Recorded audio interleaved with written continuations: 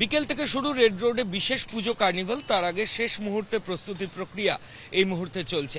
আমরা এই মুহূর্তে যেখানে দাঁড়িয়ে রয়েছি, আমার সামনে দুর্গাপুজো কার্নিভাল 2025 বলে এরকম একটা জমিদার বাড়ির দালান তৈরি করা হয়েছে এবং এই যে জায়গাটা তৈরি করা হয়েছে এখানেই বসবেন মুখ্যমন্ত্রী মমতা বন্দ্যোপাধ্যায় এবং যারা ভিভিআইপিরা।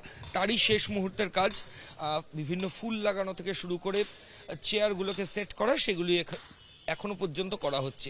এই ছবি যেমন এখানে দেখতে পাওয়া যাচ্ছে, তেমনি ক্যামেরা পার্সনকে দেখানোর জন্য বলবো যে রাস্তার বিভিন্ন দিকে বিভিন্ন ব্লক করে দেওয়া হয়েছে, যেখানে আজকে পুজোর কার্নিভালে যারা অতিথি আসবেন, যারা আসবেন তারা ওখান থেকে বসে এই পুজোর কার্নিভাল দেখবেন। মোট 116টি পুজো আজকে দুর্গাপুজোর এই বিশেষ শোভাযাত্রা তাতে অংশ নিচ্ছে।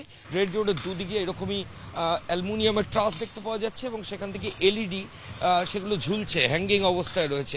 অর্থাৎ এগুলো সব জায়েন্ট স্ক্রিনের মতো থাকবে।